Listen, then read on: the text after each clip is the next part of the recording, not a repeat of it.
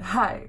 So if you're watching this video, I'm guessing you're most likely an IB student, and also you're probably most likely an IB student that is taking your exam in May, so that's in about 3 months or so. And also you're probably going into your mock exams right now, aren't you? Anyway, hi, welcome.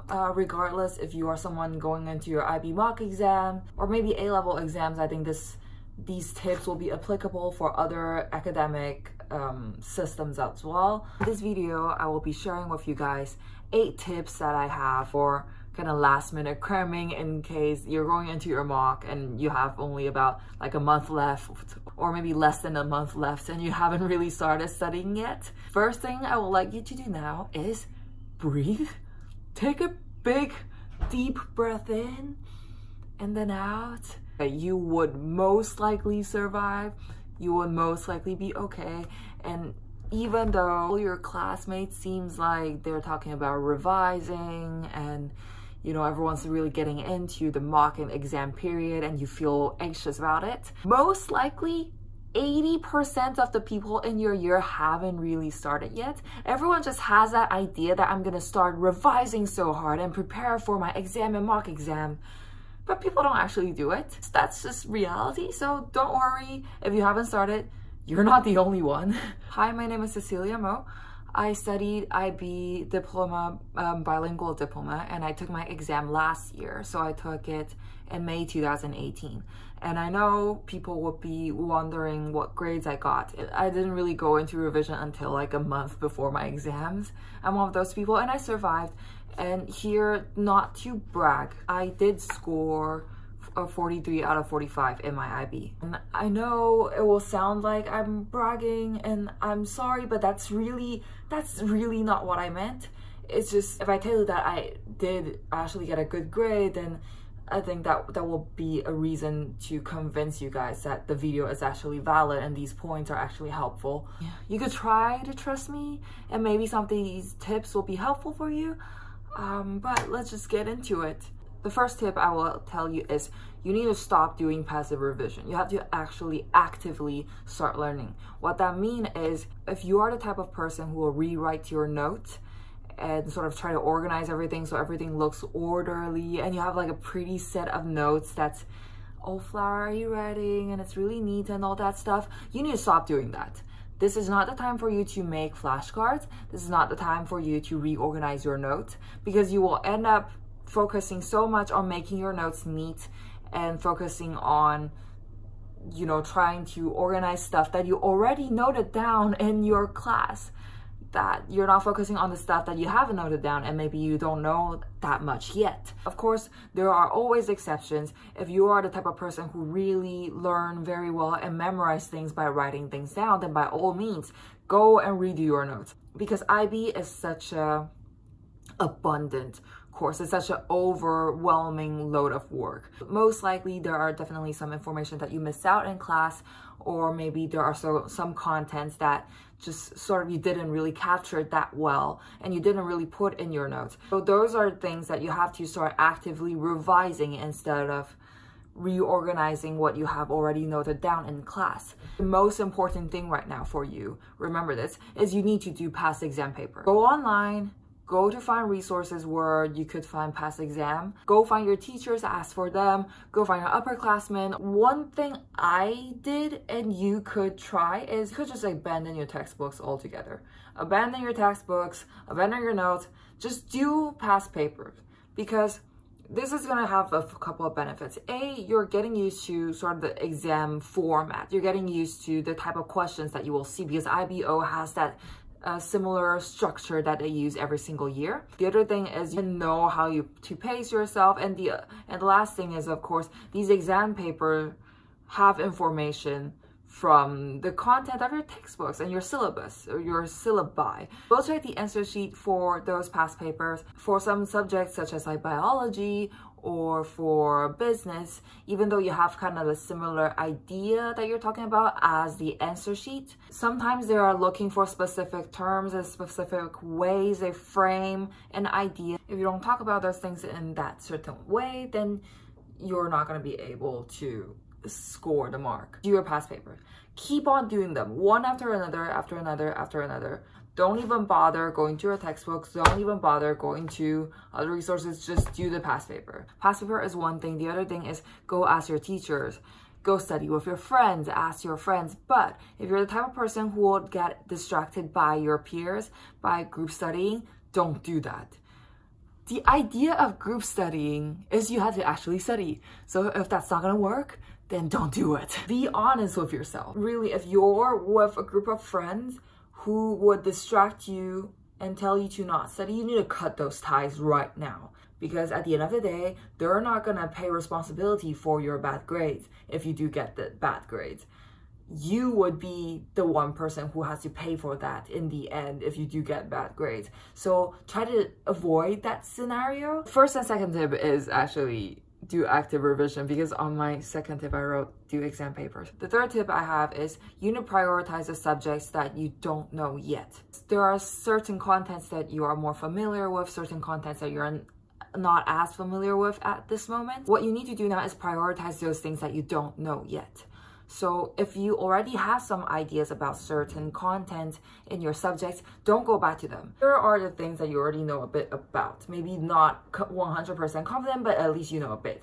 Here, you know nothing. Even in exam situation, if you're not 100% confident about them, at least you can infer something. At least you can guess. And it's probably going to be a good guess. Maybe you wouldn't score full mark, but you will at least score some mark. Whereas this part, you will score nothing. If you could shift your focus on the things that you know nothing about yet and sort of amp them up so you balance the two out. Don't spend time on things you already know. Go spend time on things that you don't know yet. After you get some idea, then you could go back to things you know a little bit about and you can strengthen them. Not only are you supposed to do the exam past paper, pay close attention to the questions, especially I would say for language subjects.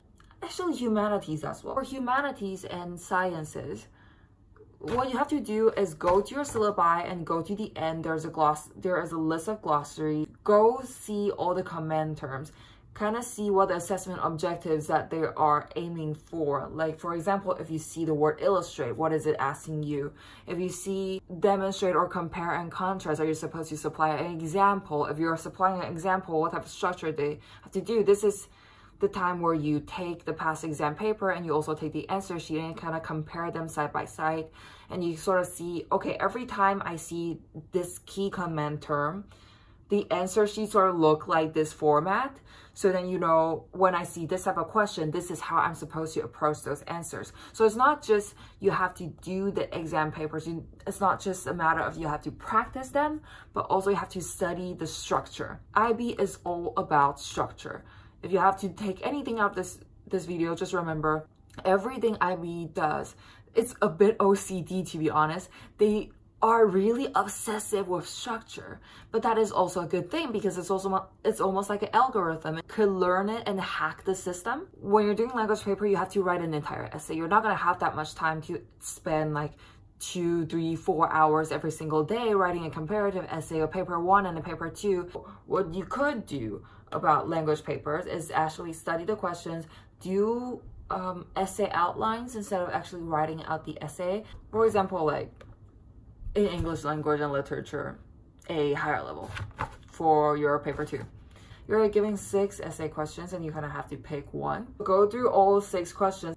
Sometimes the question could be very philosophical, such as what is the idea of bravery, blah, blah, blah, blah, blah. How does the author portray this in 2 to 3 of the texts that you have studied?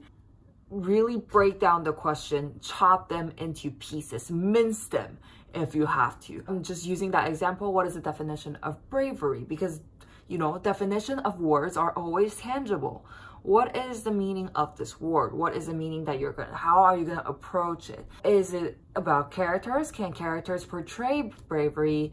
Bravery is just an example, but can the setting portray it? Is the struggle of kind of the author's upbringing gonna show their bravery as well in real life? How is that gonna apply to the text? You know, those type of things. The thing about IB exam questions, especially language paper, is it has an element of imagination and creativity in it, which is what makes it hard, but it's also what makes it wonderful because you could really whip up anything, read between the lines. read between the lines of the questions. Sometimes what you read superficially that is presented there that they're asking is not really what they are asking. You tell them the obvious. You have to show you could comprehend the explicit questions that they're asking about, but you have to talk about implicit. The implicit is what is going to amp up your grade one level up. It's going to amp up your grade from 5 to a 6 or 6 to a 7. The fifth tip I have is a bit weird.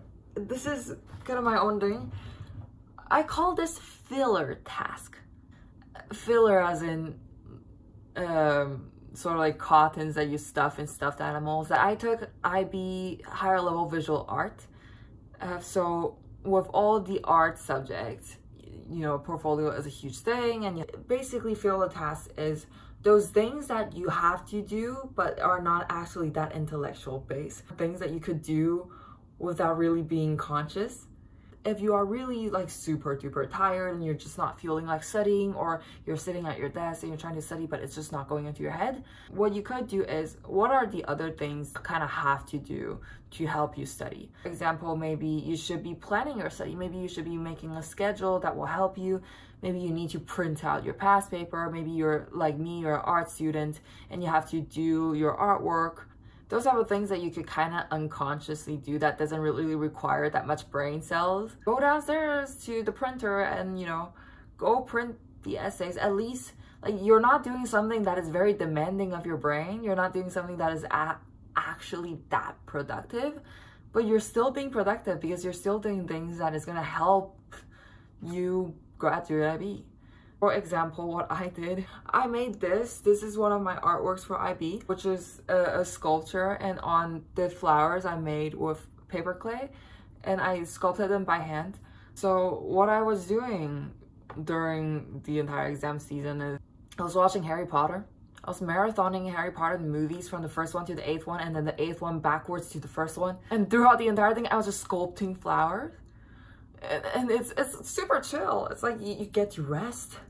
You get to watch Harry Potter, you get to really not do work, but at the same time, you're just, you know, I'm just kind of unconsciously like sculpting flowers, and I'm always sculpting, but I'm not actually using my brain. The tricky thing about filler task is you cannot use it as an excuse to not do work, because it's easy to say, oh, I'm doing all these filler tasks because they are indirectly contributing to my revision. Then you get so carried away that you spend all your time cleaning up your desk, printing out papers, and you're not actually studying. So that filler tasks are only for situations where you have studied for such a prolonged period of time that your brain just can't take it anymore. Everyone has those days. You're not a machine. It's normal for you to feel tired and to not really study like 24 hours a day. So filler tasks are for those times when you really just can't take it anymore, but you still need to be productive. So it's not an excuse for you to not work. The sixth tip I have is get a schedule. Make a plan, make a study plan. If you're an IB student, you don't have a schedule, what are you doing? You're not gonna survive IB without a schedule. That's just, you could, but it would be tough. So why would you want to make your life tough when you can make your life easy just by getting a schedule? If you would like to suffer, then great, good for you. If you just jump into this ocean of study materials without having kind of a mapped out guidelines of what to do, it's not going to be helpful. So first, list out the content in each subject that you don't know that much about, and then check your own school schedule, because you have your priorities. Is there a school club, or is there kind of what time to what time are you in school? What time planning around that? So from this hour to this hour, I'm gonna do math, and from this hour to this hour, I'm gonna do English paper 1. I will link down below a thing called SMART goal setting. It's kind of how to set specific goals and achievable, and they are also like achievable and measurable, that will really help motivate you. Again, don't spend all your time on trying to make plans and end up not studying. The most important thing for you now is to actively do something. It's to actively actually study. It's not make plans. It's not doing filler tasks. It's not, you know, get a schedule. Those are things that are going to be helpful, of course, but they're not the priority. The priority is to actually study. Actually, there's only 7 tips. Oh, okay. Okay, bear with me. This is the last one. The last tip, the 7th one I have here. Don't expect to know everything. If you're watching this video, if you're someone who is going to your exam, you have less than a month to prepare. One thing you have to keep in mind, you have to accept the fact that there is a high possibility you will think, oh, if only I started earlier, if only I started planning and then I study harder, then I would have gotten a better grade than I do now. In that mindset, what I can only tell you is, so it happened. What has happened has happened. You have chosen to not study until a month before the exam. You have to accept reality. You only have this limited amount of time.